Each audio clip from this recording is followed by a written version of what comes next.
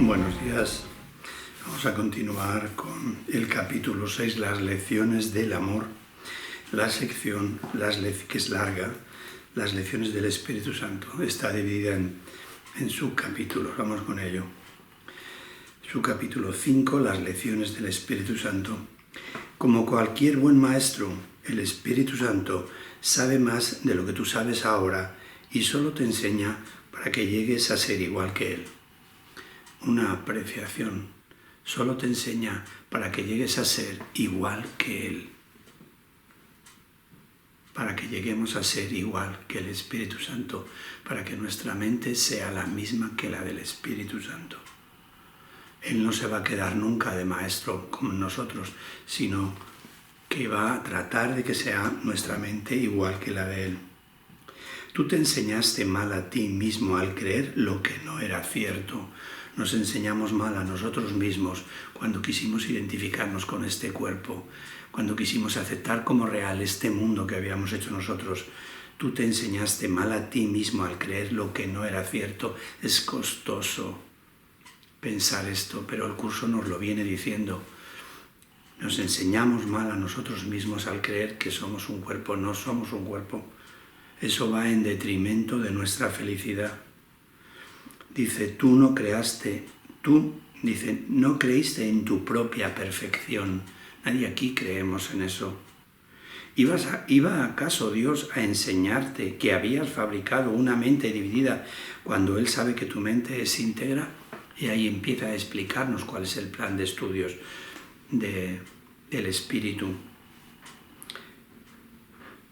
No nos va a enseñar que tenemos una mente dividida cuando sabe que nuestra mente es recta. Dice, ¿iba acaso Dios a enseñarte que habías fabricado una mente dividida cuando Él sabe que tu mente es íntegra? Siempre Él confía en nuestra perfección, aunque nosotros no. Lo que Dios sí sabe es que sus canales de comunicación no están abiertos a Él, lo cual le impide impartirle su júbilo y así saber que sus hijos son completamente dichosos. ¿Qué párrafo? En los cimientos del cielo hablo de esto porque dice que cuando, en la tercera parte, que es la respuesta de Dios a la falsa creación, dice, Dios sintió que la comunicación con sus hijos se había debilitado.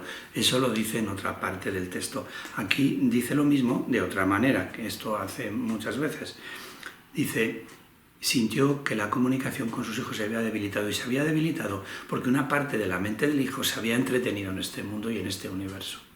Entonces no estaba al 100% comunicada, y dice, lo que Dios sí sabe es que sus canales de comunicación con su hijo no están abiertos a Él,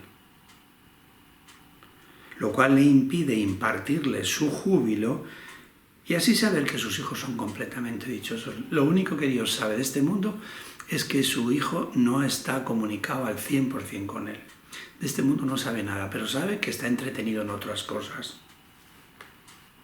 Y el no tener la comunicación abierta al 100%, no podemos aceptar o no podemos disfrutar del júbilo que Dios nos puede pasar. Lo que Dios sí sabe es que sus canales de comunicación no están abiertos a Él, lo cual le impide impartirle su júbilo y así saber que sus hijos son completamente dichosos. Dice, lo único que sabe es que sus canales no están abiertos al 100%. No sabe nada de este mundo. Cosa que choca mucho. Esta mañana he leído el comentario de una persona que ha entrado en mi muro y me dice que no sabe si tirar el libro a la basura o echarse ella. Esto es tan fuerte, esto, decir que Dios no sabe nada de este mundo, que lo único que sabe es que su hijo no está en perfecta comunicación con Él, que cómo no vas a tener ganas de tirar esto a la basura si está echando por tierra todo este aparato todo el sistema de pensamiento del mundo. Dice, el dar de su júbilo es un proceso continuo. No en el tiempo, sino en la eternidad. El ofrecer el júbilo a Dios es un proceso continuo. No en el tiempo, sino en la eternidad. La extensión de Dios, que es su creación. Aunque no su compleción, se obstruye cuando la filiación no se comunica con Él como una sola. Yo comprendo que esto es difícil de entender a la primera, pero es que hay que entenderlo. La extensión de Dios, que es la creación de Dios, aunque no la complexión de Él se obstruye cuando la filiación no se comunica con Él como una sola.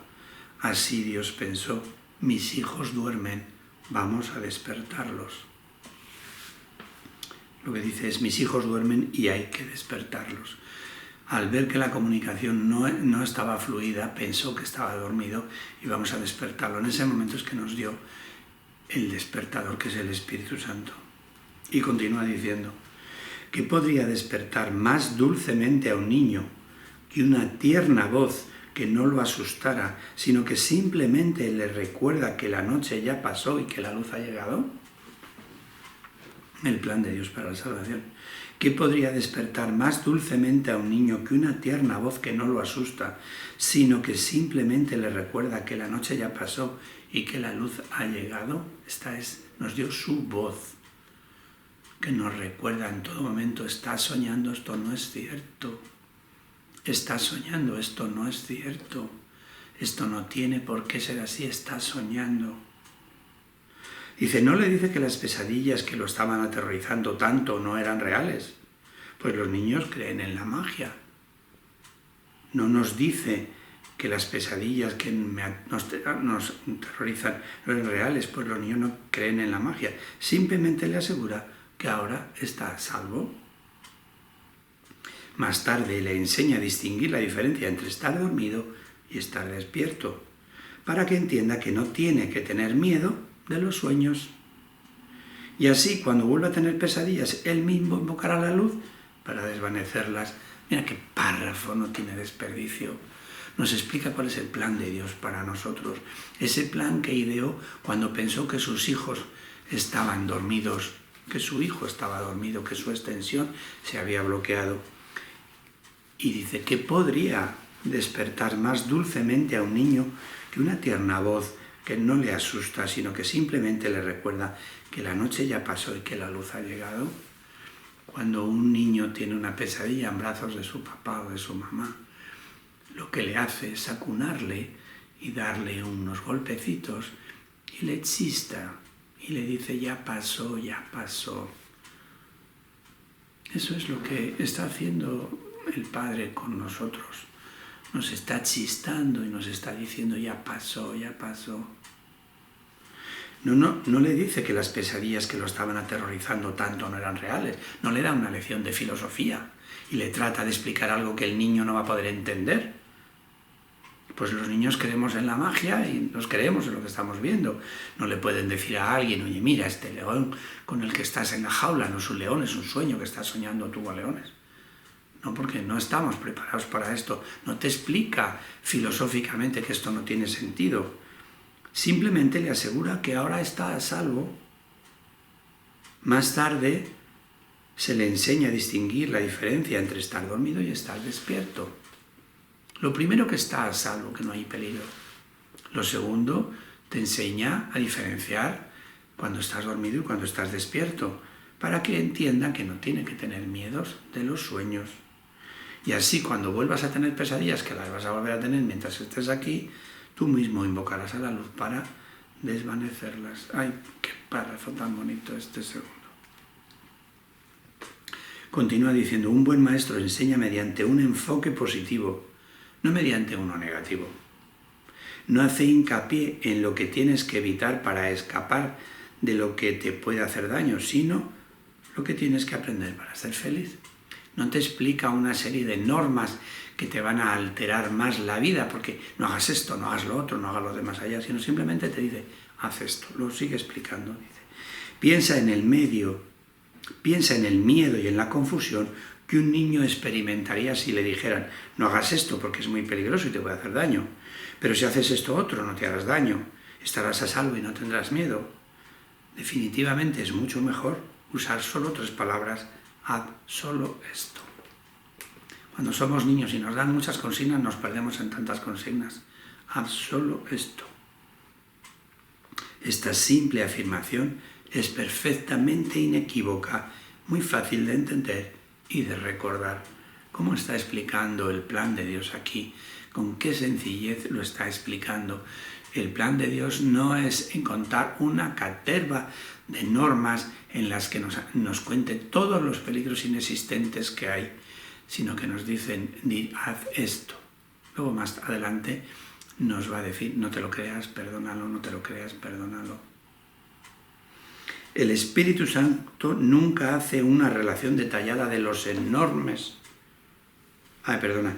El Espíritu Santo nunca hace una relación detallada de los errores, porque su intención no es asustar a los niños, y los que carecen de sabiduría son niños. Siempre responde, no obstante, a su llamada, y el hecho de que ellos puedan contar con Él los hace sentir más seguros.